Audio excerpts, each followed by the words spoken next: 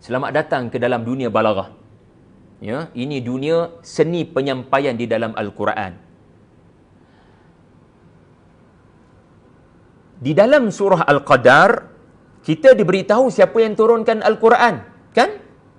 Inna anzalnahu, kamilah, sesungguhnya kamilah yang menurunkannya. Perhatikan surah Al-Qadar. Allah menyebut Allah yang menurunkan. Tetapi, ya, tidak pula disebut perkataan Al-Quran dalam surah Al-Qadar. Ini menarik. Balaghah. Inna anzalnahu. Allah tak sebut inna anzalnal Quran fi lailatul qadri. Ya, dalam surah Al-Qadar, perhatian yang diberikan adalah Allah yang menurunkan Quran. Allah yang menurunkan Al-Quran. Walaupun Allah tak sebut Al-Quran, Allah sebutnya, tetapi sudah difahami ia adalah Al-Quran. Kerana perhatian yang Allah Ta'ala nak berikan adalah siapa yang menurunkan Al-Quran yang didustakan oleh pemimpin-pemimpin Makkah ketika suratul Qadar diturunkan. Tetapi sekarang surah ini surah Madaniyah.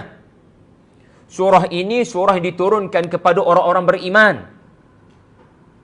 Orang-orang beriman, ya, sudah membaca Al-Quran berkali-kali. Tetapi bila datang bulan Ramadan, Allah Subhanahu wa Ta'ala menyebut diturunkan di dalamnya Al-Quran. Tidak disebut siapa yang menurunkan Al-Quran, bermakna anda perlu cari siapa yang menurunkan Al-Quran dalam bulan Ramadan. Sebut di mulut mudah je Allah yang turunkan Quran. Ini bukan apa yang disebut di mulut. Ini adalah dalam hatimu. Adakah hatimu mengiyakan ini adalah kalam daripada Tuhan? Kita bukan nak dengar jawapan daripada mulut. Allah lah yang menurunkan Al-Quran. Yang kita nak dengar adalah jawapan daripada hati. Adakah hatimu mengiyakan Al-Quran daripada Tuhan? Adakah engkau nampak ini adalah ucapan yang tidak boleh didatangkan oleh makhluk? Adakah engkau nampak ia datang daripada Tuhan? Sebagai contoh, anda nampak satu tongkat yang dicampakkan di atas padang. Tongkat. Siapa nak kagum dengan tongkat? Tetapi kalau tongkat itu bertukar menjadi ular gergasi, anda kata apa? Allahu Akbar. Ini sesuatu yang tidak boleh dilakukan oleh sesiapa. Kami ahli-ahli sihir Firaun berpengalaman dalam dunia sihir 30-40 tahun. Bagaimana Musa boleh melakukannya? Sedangkan kami tidak boleh melakukannya. Kami baling tongkat dengan kami baling tali. Orang nampak macam ular. Orang nampak macam ada ular. Tetapi Musa melakukan tanpa baling sebarang tali, dan memang 360 darjah, anda memang nampak ular. Anda tak nampak macam ular. Anda memang nampak ular 100% tanpa sebarang keraguan. Lalu anda kata apa? Amanna bi rabbil alamin, Rabbi Musa wa Harun. Ini benar-benar perbuatan Tuhan Musa. Kita tak boleh buat walaupun kita ada PhD dalam sihir. Pernah tak nampak unta? Unta, siapa kagum nampak unta kan? Unta je pun. Tetapi kalau saya kata unta itu keluar daripada bukit batu. Unta yang lahir daripada bukit batu keluar kepala, kemudian bernyawa. Bagaimana proses dalam bukit batu berkenaan? Ya, menyebabkan unta berkenaan bernyawa, berdaging, bertubuh. Lalu anda akan kata apa? Allahu Akbar. Bagaimana Saleh boleh melakukannya? Bagaimana Nabi Saleh boleh melakukannya? Ini benar-benar daripada Tuhan. Pernah tak nampak orang mati? Mayat. Jadi tidak ada apa yang pelik kalau kita melihat orang yang meninggal dunia. Melainkan peringatan untuk kita. Tetapi kalau tiba-tiba mayat itu bangun berkata-kata, lalu anda pasti berkata Allahu Akbar. Bagaimana Isa ibnu Maryam dapat menyebabkan lelaki ini bangun berkata-kata? Sesungguhnya ini tidak boleh dilakukan oleh Isa, tidak boleh dilakukan oleh sesiapa, melainkan ia adalah perbuatan Allah Subhanahu wa taala, kun fayakun. Pernahkah anda melihat bulan?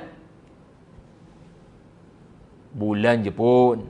Tapi kalau saya kata bulan tu terbelah, dan belahan itu menghampiri bumi dalam hanya beberapa saat cuma, kemudian belahan itu kembali ke atas dan bercantum, anda kata apa? Allahu Akbar. Bagaimana Muhammad melakukannya? Sesungguhnya ini tidak boleh dilakukan oleh kita, bahkan oleh Muhammad sallallahu alaihi wasallam. Ia adalah perbuatan Tuhannya. Itu namanya mukjizat. Sesuatu yang manusia tidak boleh datangkan.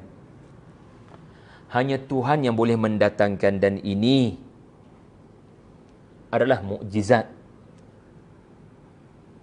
Sebagaimana tongkat Musa, sebagaimana unta Nabi Saleh, sebagaimana mayat yang disapu oleh Isa ibnu Maryam, sebagaimana bulan terbelah.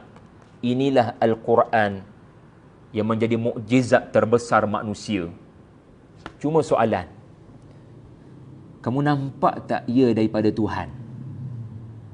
Atau kamu hanya menghafal definisi Al-Quran, kalamullah al-munazzal ala Muhammad sallallahu alaihi wasallam al-muta'abbad bitilawati. Kalau sekadar hafalan, belum tentu ada ruh dan penghayatan. Sekarang, malam pertama, Tok Imam baca Al-Baqarah. Malam ke-12, Tok Imam baca surah Yusuf. Malam yang ke-20, Tok Imam baca juzuk 20. Sebenarnya dari satu hari ke satu hari, dari satu malam ke satu malam, linuriyahu min ayatina. Allah nak kamu nampak bagaimana tanda-tanda Tuhan ada menerusi ayat-ayat yang dibacakan oleh imam, iaitulah Al-Quran. Kenali Tuhanmu, cari Tuhanmu, kunu rabbaniyin wala takunu ramadaniyin. Cari Tuhanmu dalam bulan Ramadan. Jangan disembah Ramadan itu kerana ia akan pergi dan berlalu. Yang perlu dicari adalah Tuhanmu yang menurunkan Al-Quran dan menciptakan Ramadan. Jadi apa tanda-tanda orang nampak tanda-tanda kekuasaan Tuhan? Tanda-tandanya adalah Allahu Akbar bila tengok tongkat Musa, Allahu Akbar bila tengok unta keluar daripada batu, Allahu Akbar bila tengok mayat bangun berkata-kata, Allahu Akbar bila burung daripada tanah liat ditiup oleh Nabi Isa, dia bertukar jadi burung yang terbang tinggi. Anda kata apa? Allahu Akbar bila bulan terbelah, Allahu Akbar. Tetapi berapa ramai kalangan kita bila baca Al-Quran, dia berkata Allahu Akbar, Allahu Akbar, kerana kagum Al-Quran menjawab persoalan dalam hidupnya. Al-Quran memberikan cahaya di hujung jalan kepadanya. Al-Quran memberikan kebahagiaan kepada hidupnya yang dalam kesempitan.